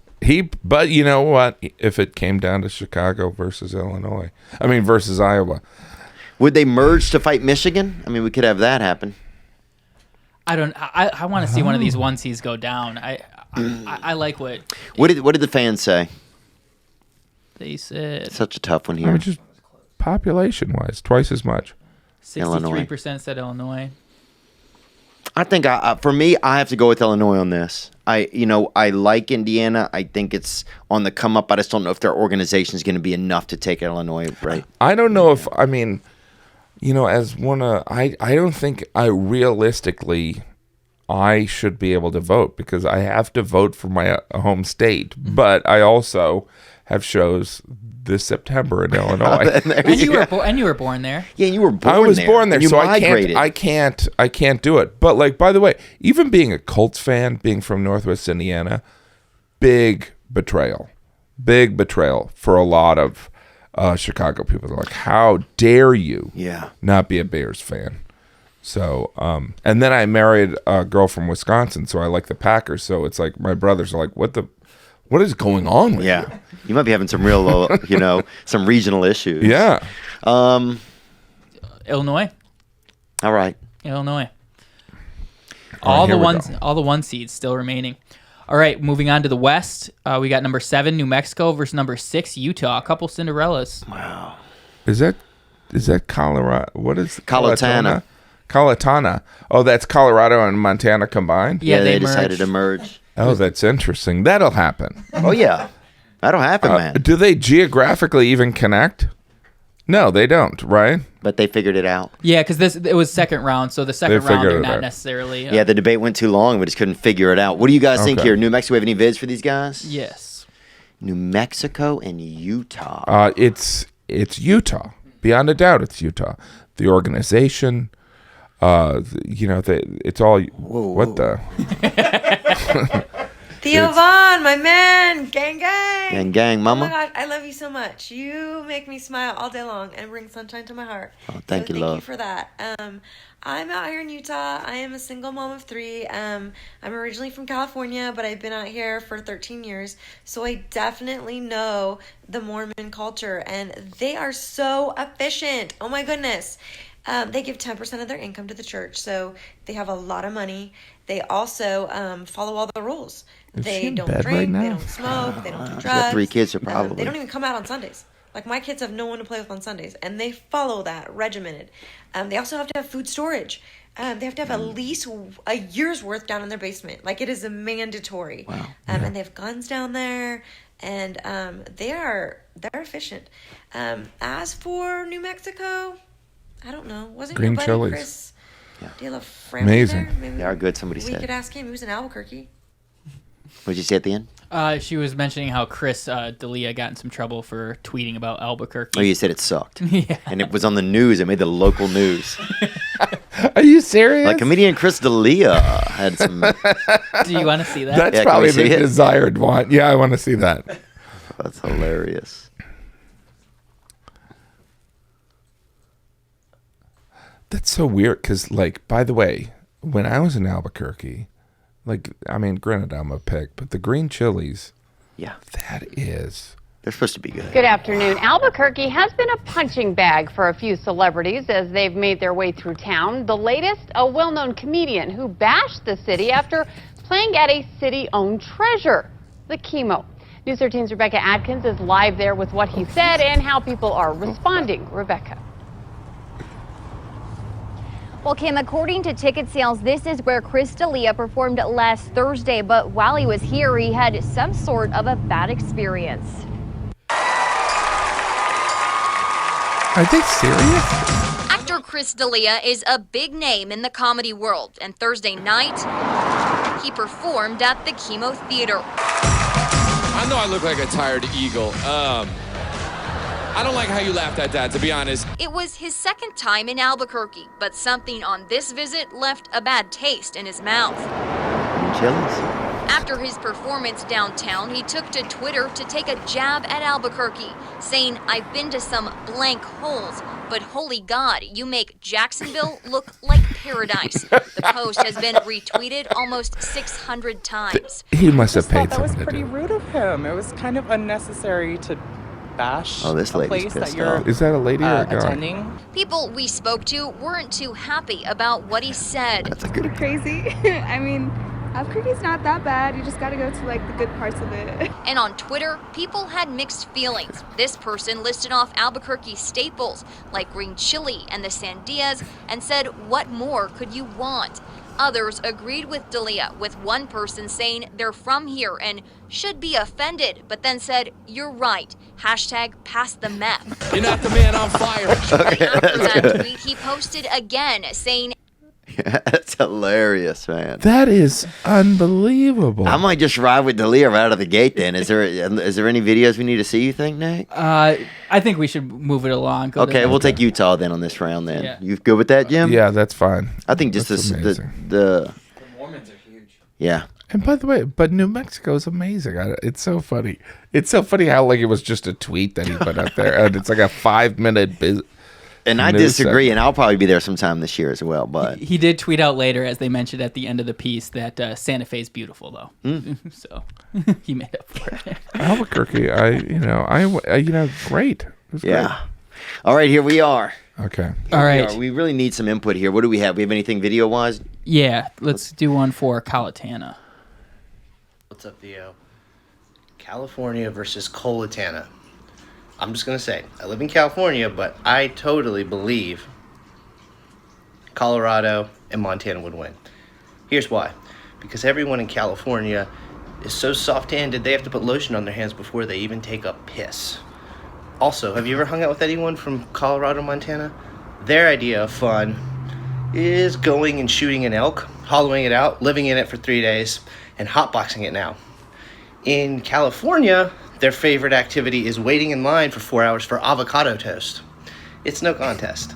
Also, the only way California would win is if they were to move to Colorado and Montana and gentrify their neighborhoods and then push everyone out so where they couldn't afford it.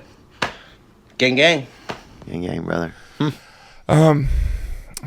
Look, it's population-wise, it's just there's- By the book, huh, Jim? I mean, it's California itself is the 5th largest economy in the world. But a lot of people aren't going to fight. A lot of people are going to hit their knees and pray. A lot of people are going to defecate to their original countries. And have you ever seen 300? No. Yeah, Russell very Brand. small army. You think Russell Brand's going to be able to defeat everybody? He's with California? Oh, yeah. I don't even know. No, but most people are going to defecate to their original countries, and they're not going to have you're not going to have, I don't think you're going to have a lot of Middle East. so much wealth they could hire mercenaries. It's California. Sorry, guys. Theo. Here's somebody else, Billy Bob Thornton. Calling, repping for Cali. California versus Coltana. Handful of reasons why Cali's on the gonna ceiling? beat that ass. Number 1, 40 million population. I ain't even gotta say more than that. Trumps Colorado and Montana by far. Here's the main reason. All we gotta do is send the essays up north and send South Central. Crips, Bloods, essays, all we need. Gang, gang, Cali wins all the way. Theo, you the man. Gang, brother. Thank you for hitting us up, brother, man. I'm going to say this. I don't think a bunch of Mexican and black guys are suddenly just going to go fight for a bunch of white people. Like, I don't know if I see that. I mean, and maybe he's not saying that, and I'm not saying that he is, but, are you going to get... Yeah. The Crips might go fight. People are going to kill They're them. They're mercenaries. They're, there might be money there motivating it. Yeah, but They got all that Google money. Now, what about the water? I think a lot of water comes down from Denver. If they shut that down so that they can't even get water down here, then that's really going to change that. That's going to change a lot of the landscape. Yeah. Dude, I'm going to roll with Colatana on this, man. Colatana. Okay. I love it. I love it. Montana was my dark horse from the beginning, and they're still kicking. And dark horse is not a racial slur. What do you guys think? Gianni? I'm still going to go with California, even though I think LA is really soft. I mean, you got Oakland, you got Stockton, you got San Bernardino. Like, there's some tough cities in California. Yeah. Yeah. I think these large populations, they're hard to galvanize, though. It presents just as many problems as it is an advantage. Like, it's hard to get everybody on the same page. That's a good point. If you think the guys in San Bernardino are going to go fight for frickin' Larry Hollywood and frickin', you know. That is the guy's name, Larry Hollywood. They're not going to do it, you know. They're not going to do it for Larry Hollywood. Down the goes old classic Larry Hollywood. Or Bob Santa Monica. Or Susie Beverly Hills. No, they're not. Oh, she's done, dude. She's done. Or Belinda Carlisle. So, what do we have here, Nick? All right, I think Colatana advanced. The number one overall seed goes down. Wow. Wow, that's amazing. It's incredible. Let's hit 2 more, and then we'll right. call it a wrap. Does that sound good for you? Yeah, Tim? sure. All okay. right. So we got West Virginia, number 7 in the East, versus number 3, New Jersey. Let's see. New Jersey. Wow. Gang, Theo. What's good? What's up, player? Renee here from Jersey.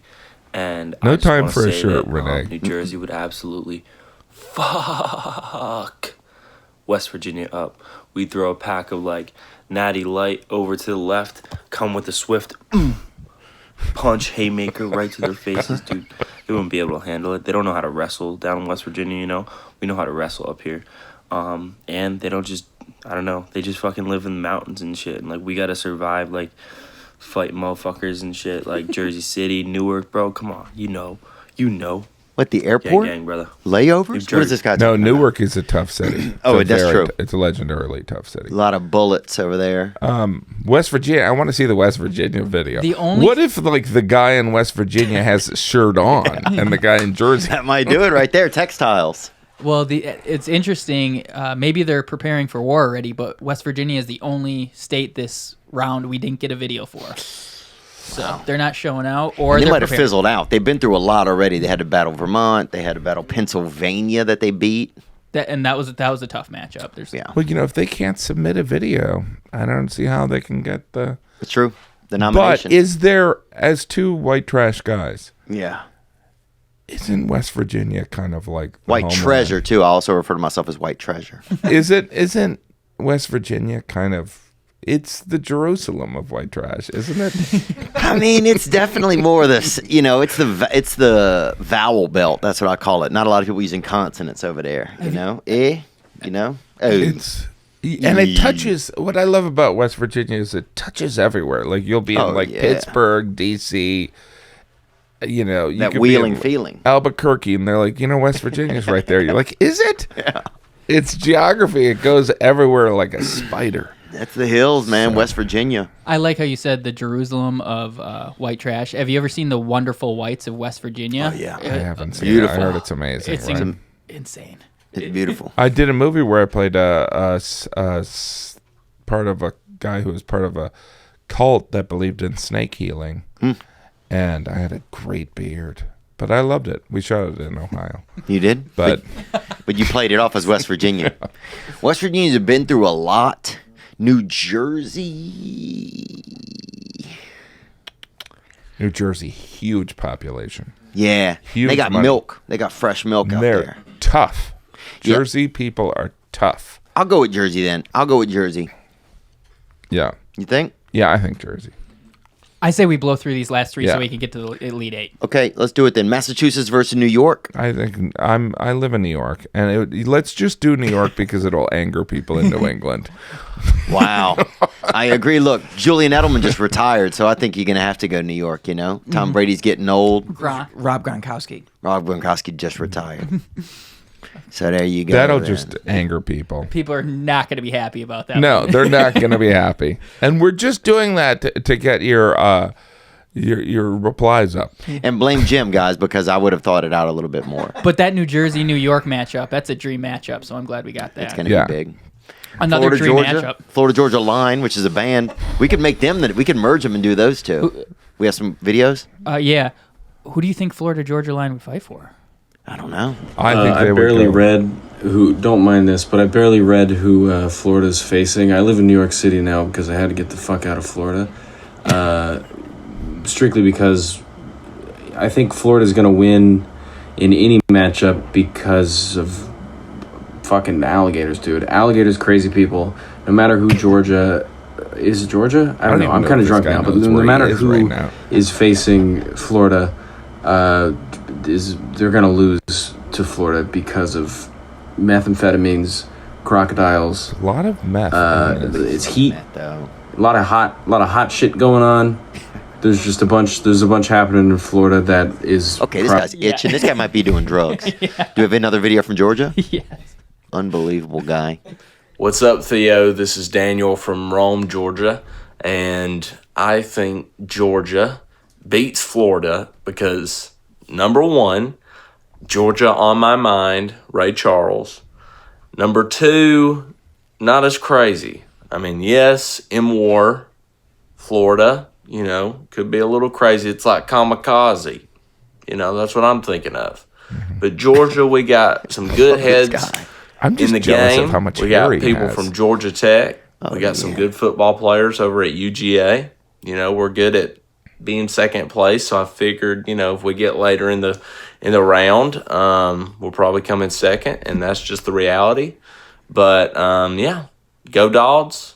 Gang, gang. Gang, gang, brother. Neither of those guys gave very compelling arguments. Yeah, not a lot of compelling argument out of there. No. What do you think, Jim? They got citrus over there, so no scurvy. You're not going to have a lot of scurvy in Florida, but Georgia's got peaches. You're going to have a lot of cobbler. Cobbler will slow a man down, won't it, Jim? I know you know about that. I would rather have the barbecue in Georgia. How much cobbler have you had, honestly, in one sitting? I'm not a huge cobbler guy. I just, I don't How much wanna... German chocolate cake have you ever had in one time? German chocolate cake? What about, I like red velvet. Do you really? Yeah, you don't like it? I mean, I just never would have thought that about you. Yeah, well, I'm going to go out on a limb. I might lose people here. Florida, Georgia, it's How much key lime pie have you had? Be honest, though. It's key good. lime pie. It's good, but it's a little sour, right? Yeah. It's sour milk. That's why it's good, right? Yeah, that's lime. It's lime. I'm going to say, look, whoever it is, whoever wins this is going to lose to Texas in the next round anyway. Okay. So pick who you want. Oh, unless they did Florida. Florida could compete with Texas. That's true. Florida. I'll go Florida. Florida. Can we do Florida, Nick? Yeah. What did people vote anyway? I'm curious to see that. I bet that was pretty close. 59% said Florida. And they do have a bigger population, so that is pretty close for... I'll go Florida. Florida. Yeah. Basically, yeah. Florida, I think, right? Yeah, Florida is good. All right. Florida, we'll take it. All right. Wow. I like Texas. Florida, don't you? Yeah, Florida. Will you please put the D in there? And that's the difference between... That's what a comedian does. Yeah, that's some of the skill set we bring. Yeah. Thank you. Yeah, no, that makes By sense. the way, so a lot of history in Virginia, a lot of war heroes in Virginia, huge state, but Texas is Texas. Where you filmed your movie, though, isn't it? It is, and there's American a lot Dreamers. of different. There's a lot of different Virginias. True. There's a lot of different Virginias. There's a military Virginia. There's kind of a black history Virginia. They got the Navy there. Hollywood Cemetery. They have one of the oldest cemeteries. Has 8 presidents buried in it. Let's see what this gentleman had to say. This is one of my favorite submissions. All right. New Orleans Saints ukulele. I live in Virginia, and guess what? They're really racist, had the tiki torches. I'm from New Jersey, yes, that is very true. I am half black, half Italian too. We have a huge naval base, that was out of tune. But we got the CIA, we know what to do. So guess what? Guess what? We not afraid of the camera. We obviously don't. A lot of people lost their jobs for standing up for something stupid. So when it comes to fighting, guess what's gonna happen? People like me with Air Force Ones are gonna step out to the side with all these country people that have no freaking sense, that like to hunt squirrels, are gonna step up, do what they gotta do with all them guns and Navy SEALs and ships and Navy, and bada bing bang boom, we win. He was stoned, right? Yeah. What was he saying at the end?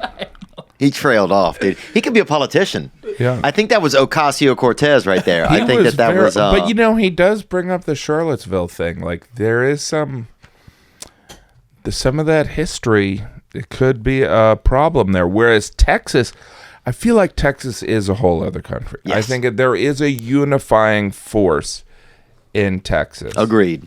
Let's hear what this gentleman has right here. Yo, what's up, Theo? I don't know who Texas is up against. I don't know if it really matters.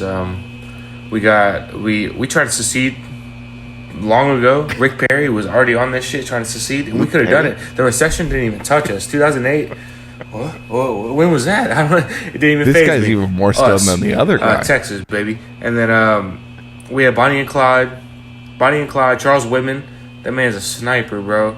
Rest in peace to those who lost a lot, but that man could shoot, and that goes for everybody here, bro. We all got guns, all of us, bro. The most liberal people got that. The liberals, they got Glocks, bro. Liberalachi, you heard of him? Liberal piece. Gay guy with a gun, Liberalachi. Oh, really? Yeah. Well, that is true. Everyone in Texas does have a gun. Bro, I'm gonna make this one easy for us. I'm gonna go Texas. I agree. Texas. He said they weren't even affected by the recession in 2008. Oh yeah, no, there is some wealth there. And there's more people moving into Texas every day. Yeah. The oil's turning into tech. And they have a much better, they're blending, I think, population, like ethnicities and stuff, better than other places are. And I think liberal people move there and become conservative. Yeah. I agree so with that's that. that's a strong, Texas has a strong culture too. Yeah, a very strong culture. What I like about Texas is it's one of the places where you work hard, you do what you need to do, and there's a little bit of code of ethics, I feel like, amongst themselves that other states don't exactly have just within the state. Like if you're a Texan, you're a Texan, and if you're not, then that means something, that you're something else. Well, the food in Texas is amazing too. You got the Tex-Mex, you got the barbecue, and you got the steak. Oh god! So it's like I would just give it just for the food. Oh, dude, did I look fatter while I said that? I tried to look fatter. Actually, if you hold your neck longer when you say it, you're much better. Yeah, you look leaner. You go. Well, have you been working out? Yeah. No, oh, dude, Texas, dude, they got everything's good to eat there. I'd suck a damn. The barbecue there is unbelievable. I'd suck a gobstopper out of a dove's ass over there. It's beautiful. That's what Jesus said. You gotta have, man. Okay, who is it, Nicholas? Let's just rattle them off and we'll close out. Oh, so we're taking it all the way through. No, we're done. Yeah. Yeah, we're down to the Elite Eight. It's Michigan versus Illinois, Utah versus California, Texas versus Florida. Gotcha. And New Jersey versus New York. Fun matchups. Right? Wow. That's going to be fun. And just the anger from the Massachusetts folks. Directed at Theo. Remember, I wanted it to be Massachusetts. He wanted it to be New York. I don't know if I remember that part, Jim. I have all these shows in Boston coming up, and I'd appreciate if no one would bring this up. Is it scary once you start doing all the theaters? Like I just am at the place now a little bit where I'm having some of those opportunities to do. Oh, it's amazing. Some of it feels scary, like I'm going to alienate like some fans because I won't get to see as many of them in person. Well, I think this, like the thing that's so great about theaters is that it's the setting kind of is kind of like nice. Like people are going out. It's a beautiful theater, whether it's a small theater or a big theater. Right. People can do kind of like, there are people that wouldn't want to go to comedy clubs that will go to theaters. There's the theater setting is just, there's not like, I mean, I love comedy clubs, but there is something about like, you know, everyone that's going there knows your comedic point of view. So it's like talking to an old friend. Whereas I love comedy clubs, but like, you know, people don't know who's going to be on half the time. I mean, granted, you're drawing people to comedy clubs, but it's there's something fun about a theater. Its atmosphere kind of can make people behave better even. Now that I could see. Yeah. Because you sit down, it feels like, oh, I'm here to see something. Yeah. You know, I might even see a president get fucking shot. Yeah. Right. I don't know if that'll happen. But that ain't happening at, you know, at the Cincinnati Funny Bone. That happens in a theater. No. John Wilkes Booth ain't hitting up, you know. Cincinnati had a great comedy club in the suburbs. I don't know what happened to it. Oh, yeah, I used to go to that place, I think. Yeah. There were the good guys that run it, but I don't know what happened. Everybody. That was 30 years ago. They died. They all died. Okay, well, you know him, you love him. Man, what an honor and what a pleasure to have you here today to help us get through a couple more rounds of State Wars in something that will be used probably by Don Lemon in a couple of months. It will. Don Lemon. And Charles Tucker, what's the other guy's name? Felipe Tucker or something? Yeah, Felipe. Tucker Carlson. He goes by Felipe. Yeah. The white Don Lemon. Those guys will probably, you know, they'll use this type of stuff in the future to It'd reference. be great if they ended up together, right? wouldn't it? Like a romantic I thing. can see that. They're like, I hate you, kiss, kiss, kiss. I love that, wouldn't it? They should put them on an Amazing Race team together. Right? They're like, I don't know if they would do it. Wow. But they should. I would love to see an Amazing Race where they put people who have different political beliefs together. That'd be interesting, huh? Isn't that what the whole country is right now? It's like, I don't know. I think we need people to like, I think people got to be open to like different points of view. I love having friends that have different points of view. That's how I learn. It's easier than reading. Yeah. Do you know what I mean? I like having friends with different points of views. It doesn't mean I throw them out. It just means, you know, I'm always right. Yeah. I think it's getting easier now. People aren't as motivated, I don't think. At this point, you're starting to realize, okay, I wasn't that motivated about some political stuff. I just want to live my life and take care of myself and be good to other people. Yeah. Jim Gaffigan, thank you so much. It's been an honor. We got a gift for him, too. It was a pleasure. Oh, a gift. We just got a little gift, man, and it's just... I actually think it's something that'll come in handy for you, too. Oh, there you go. And this is a nice charger. Oh, from one of our sponsors called Ridge, and we just give it to you, and you can use it to charge your iPhone in case something happens. You're in a fire, in case you're in a state and some stuff goes down. I love it. You'll be that powery bad boy. You guys should get. Is this your logo? You should get your logo on there. That's a good idea. And that, you know, the company should do that. That would be a good idea, right? Would be a good idea. I bet they would. Ridge loves us. Yeah, they've supported us for a long time. Yeah, we're thinking about getting a new studio actually, up of Balboa. You used to do this in your kitchen, didn't you? Yeah. It's all good. It's great. Well, it's been a blast. I appreciate it. Thank you, man. I appreciate you. A big fan of your comedy for so long. Thank you for letting me borrow that material that one time, and I'll never do it again. Get the W40 here. Yeah, we're ready.